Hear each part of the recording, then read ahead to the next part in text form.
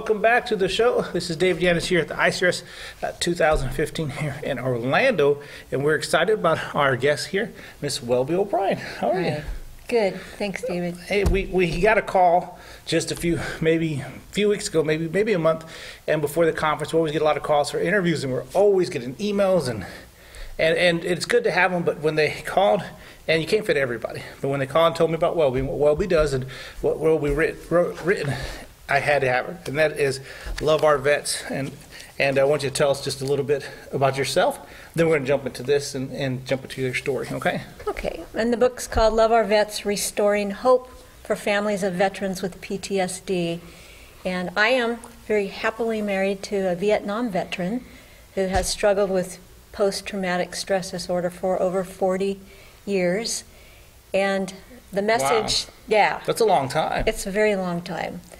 And the message that is in the book and in our Love Our Vets support network is, first of all, to let people know how many people are affected and impacted by the invisible wounds of war. Not really just the people who have it, but the whole family and the loved ones and all those that live with them and care about them are also significantly impacted. And that's what this is all about. So when we can support the supporters, then everybody can benefit.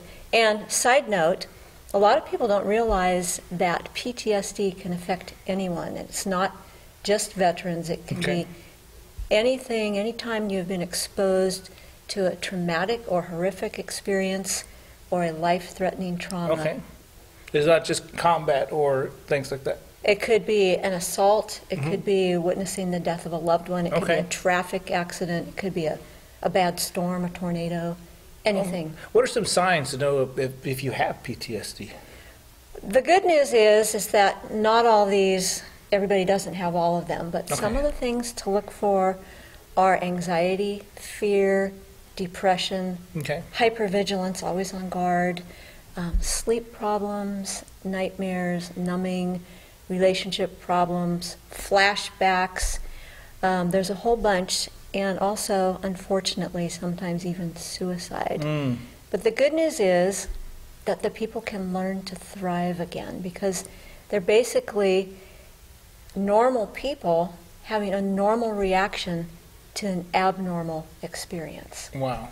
Yeah. What were some things that you learned right away with your husband that, we need to get some help? Or how long did it take you to get help? Was it something that he resisted, or was it something that he was open to? Or Good question, because a lot of people usually try to deny it or fix it or just hope it'll go away or numb it with substance abuse.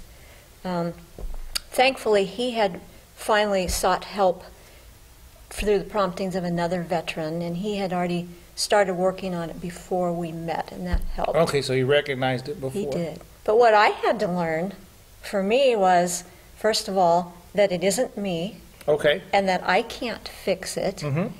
And I had to learn the importance of taking care of me and connecting with others so that we don't feel like we're the only one and we're going crazy. So that's what Love Our Vets is primarily about. It's helping people connect with others in a support network, the loved ones, and then also we have lots of resources for the veterans too. Oh, absolutely. Were there some things that you were surprised that other people were going through the same thing? Did you feel like you were alone? Oh, yeah, and that's ironically, the thing that I come across the most is people think they're the only ones.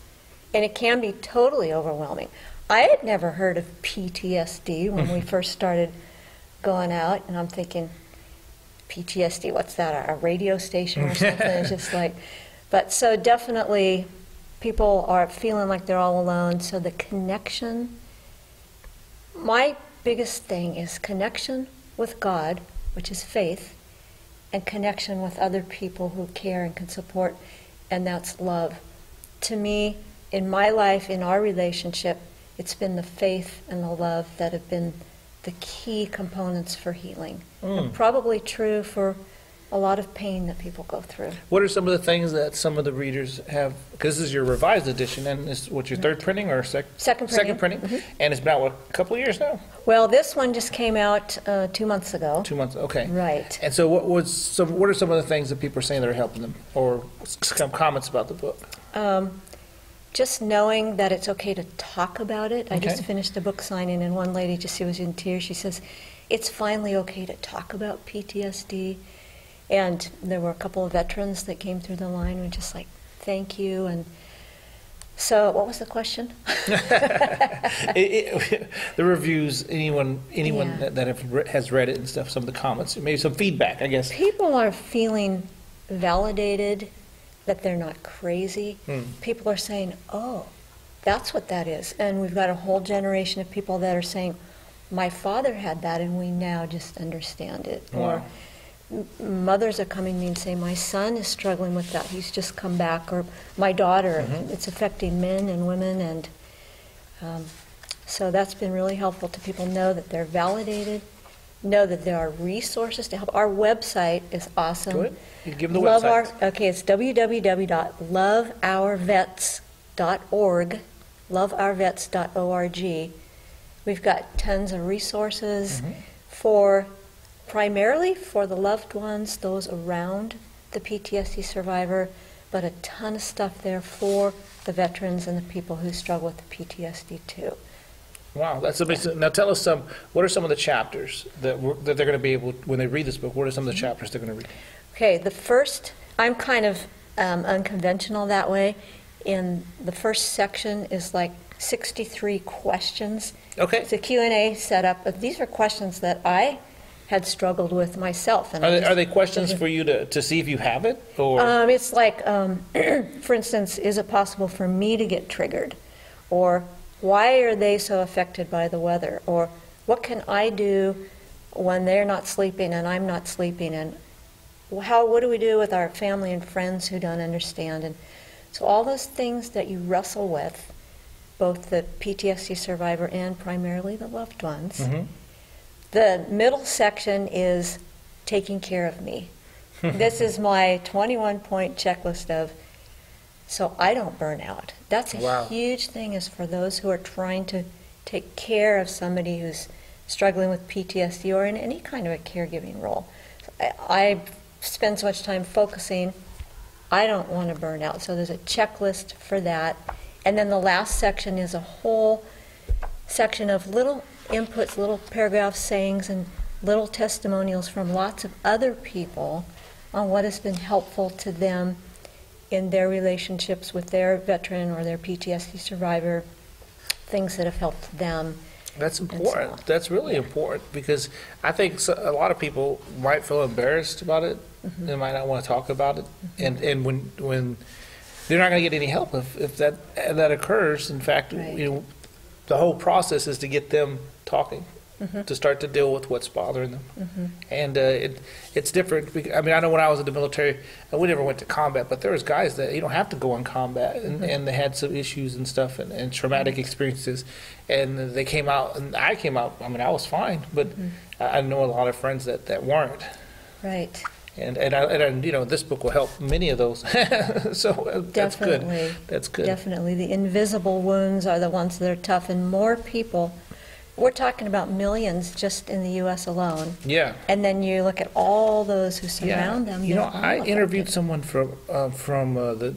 that has a ministry that helps the Israeli soldiers with PTSD, and I Wow. interviewed him, and I think I'm connect you with him. Great. If I can connect you with him, because their entire military is different than our military. The fact that they're barely starting to even recognize it, Wow. and it's something that Yeah. they don't want to talk about it. Yeah. From the top, and Right. so they couldn't even get any help. So their ministry is branching out and getting those people that need help, and they go straight from combat straight back to, if they were sacking groceries, that's what from the very next Right. day, and there's no time for them to take and compartmentalize where they were and get to where they have to be. So anyway, just telling you that, because there's just a Yeah. lot of different people that are going through different things. Tell them your website again. LoveOurVets.org, loveourvets.org, and the book is Love Our Vets. You can't go wrong. Loving vets. You can't go wrong. We so appreciate you being on the show. Thank you, And it's a Dave. short 10 minutes, but it's a good 10 minutes. Yeah. And Lord bless you and your ministry. Oh, well, thank you. And thank you for your service. Oh, thank you so much. Thank I you. appreciate it. We'll be Okay. back with another great guest in just a minute.